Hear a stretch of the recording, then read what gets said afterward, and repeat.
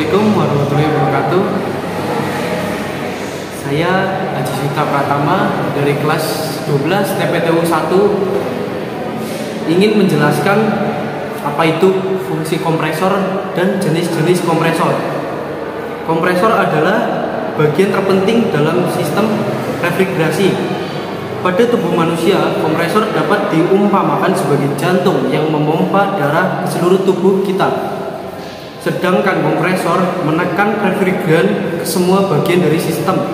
Pada sistem refrigeran, kompresor bekerja membuat perbedaan tekanan sehingga refrigeran dapat mengalir dari satu bagian ke lain bagian dari sistem. Karena adanya perbedaan tekanan antara sisi tekanan tinggi dan sisi tekanan rendah, maka refrigeran cair dapat mengalir melalui alat ekspansi evaporator.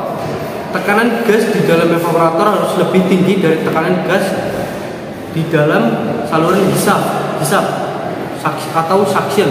Agar gas dingin dari evaporator dapat mengalir melalui saluran hisap ke kompresor, gas dingin tersebut di dalam kompresor hermetik berguna untuk mendinginkan kumparan motor listrik dan minyak pelumas kompresor. Fungsi kompresor pada sistem refrigerasi adalah menurunkan tekanan di dalam evaporator sehingga refrigeran cair di dalam evaporator dapat mendidih atau menguap pada suhu yang lebih rendah dan menyerap panas lebih banyak dari ruang di dekat evaporator. Menghisap refrigeran dari gas evaporator dengan suhu rendah dan tekanan rendah, lalu memampatkan gas tersebut sehingga menjadi gas suhu tinggi dan tekanan tinggi. Kemudian mengalirkannya ke kondensor sehingga gas tersebut dapat memberikan panasnya kepada media pendingin kondensor lalu mengembun. Jenis-jenis kompresor. Kompresor open type atau type terbuka, tipe terbuka. Kompresor ini disebut juga kompresor terbuka karena antara penggerak eksternal dengan bagian kompresinya tidak berada dalam satu rumah atau terpisah, sehingga diperlukan belt atau flexible coupling sebagai penyambung penggerak ke kompresor shaft. Penggerak eksternal bisa menggunakan motor listrik, turbin ataupun engine. Perlu digunakannya seal untuk mencegah kebocoran yang sering terjadi pada poros yang keluar dari housing kompresor jika tekanan di dalam crankcase lebih rendah dibandingkan tekanan atmosfer.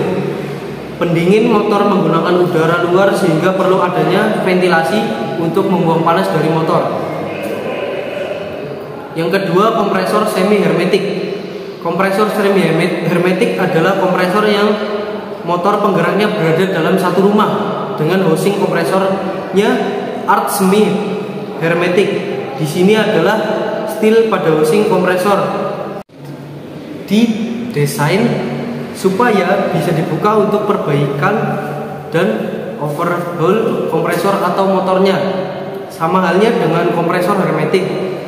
Panas motor didinginkan melalui refrigeran dari suction line, refrigeran dari injeksi liquid, line dan oli kompresor.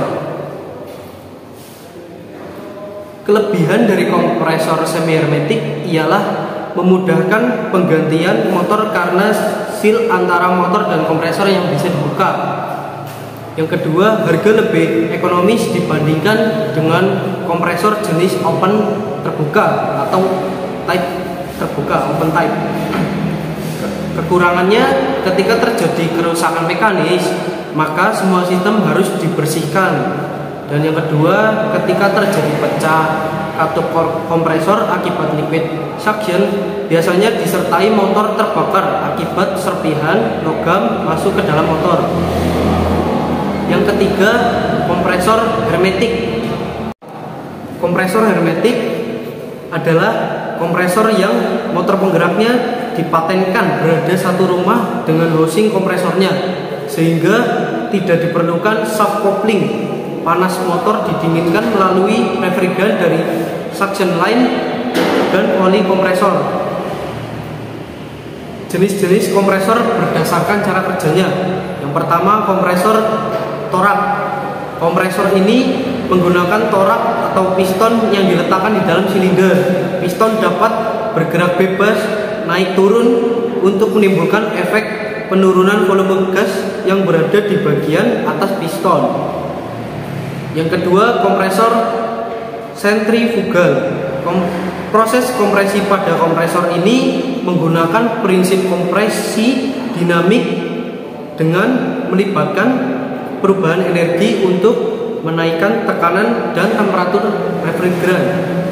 Proses kompresi pada kompresor sentrifugal mengubah energi kinetik menjadi energi statik. Jadi kayak dari kecepatan jadi ke tekanan, menjadi ke tekanan. Pada kompresor sentrifugal, penambahan tekanan gas dilakukan dengan memutar impeller. Impeller mempunyai sudu-sudu atau blade. Yang ketiga, kompresor helical rotasi screw. Kompresor tipe ini menggunakan dua buah skru seperti motor yang berfungsi sebagai alat pengompresi.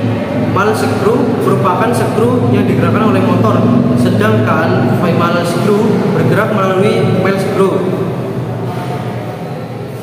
Yang keempat, kompresor scroll, dan ada di depan saya yang bernama kompresor scroll. Kompresor scroll ini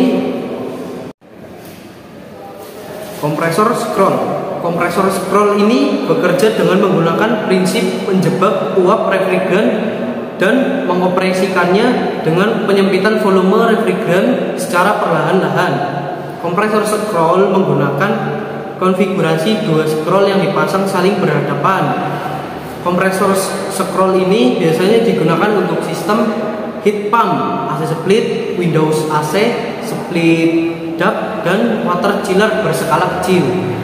Scroll paling atas disebut stationary scroll, di mana terdapat discharge port, sedangkan scroll paling bawah disebut driven scroll yang dihubungkan dengan motor melalui poros dan bearing. Stationary scroll adalah scroll yang diam, sedangkan driver scroll adalah scroll yang berputar. Kemudian sudah kompresor scroll, saya akan membahas ke kompresor yang bernama piston, yang jenisnya piston. Piston kompresor secara umum digunakan pada kulkas satu pintu dan kulkas dua pintu.